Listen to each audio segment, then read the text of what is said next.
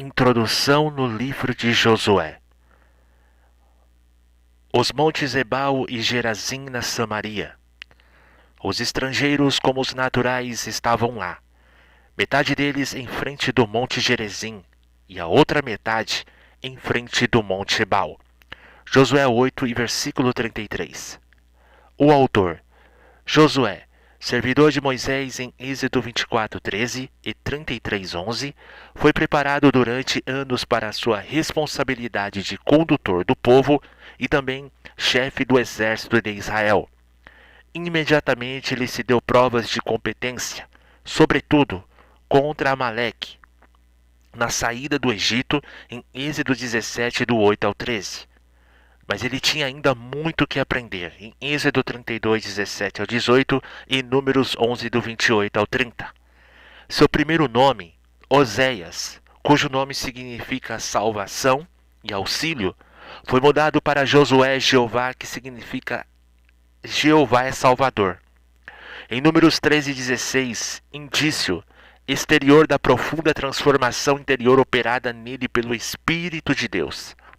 Em Números 27 e 18, sua vocação foi especificada por Moisés, que por ordem de Deus lhe transmitiu seus encargos em Deuteronômio 31, do 7 ao 13. Em seguida, ratificada por Deus às portas da conquista de Canaã em Josué do 1, do 5 ao 7. Josué foi um homem de fé, Hebreus 11:30. Ele soube incultar aos israelitas o amor de Deus e a dependência dele, em Juízes 2, do 6 ao 7, e foi um exemplo para todo o povo em Josué 24:15. Viveu bastante tempo para ensinar as leis divinas à geração estabelecida em Canaã em Josué do 23 ao 24 e morreu com a idade de 110 anos. A redação do livro. Desde seus primeiros anos, Josué havia sido estreitamente ligado à formação do livro da lei do Senhor. Êxodo 17:14. Quando sucedeu a Moisés, Deus lhe revelou um segredo. A meditação desse livro seria o penhor da vitória de seus empreendimentos em Josué 1:8. Ele aprendeu, pois, a tirar diariamente da palavra divina força moral e espiritual para a realização de sua tarefa. Quantas vezes encontrou nela diretrizes e inspiração em Josué 8, do 31? Josué tinha observado a redação progressiva do texto sagrado, efetuada por Moisés sob o impulso direto do Espírito Santo, em Deuteronômio 31, 9 e 24, ele devia, pois, prosseguir nessa tarefa particularmente importante e transcrever, por sua vez, o relato das intervenções divinas durante a conquista de Canaã em Josué do 24 ao 26. Confirma isso. Josué escreveu essas palavras no livro da lei de Deus. O alcance de sua mensagem. O livro de Josué faz um relatório histórico das conquistas da Palestina realizadas 14 séculos antes da era cristã.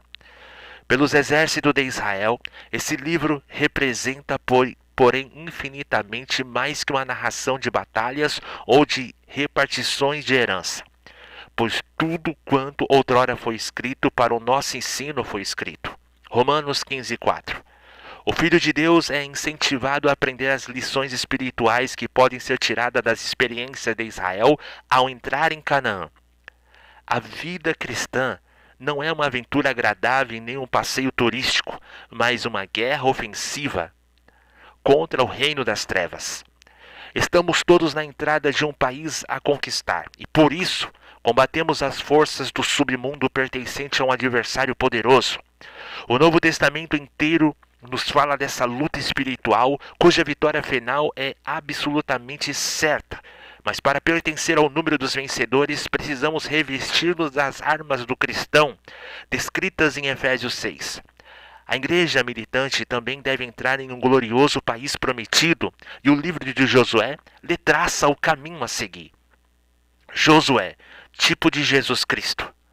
A semelhança dos israelitas no 14º século antes da era cristã, que se submeteram incondicionalmente ao seu general em Josué 1, do 16 ao 18 e 4:8, e Étrice, devemos também, nos reunir sob o comando do nosso chefe em Hebreus 12:12, que tem o mesmo nome do antigo conquistador da Palestina, e realmente o hebraico Josué corresponde etimologicamente ao grego Jesus, e Jesus significa, pois, Salvador. Mateus 1:21.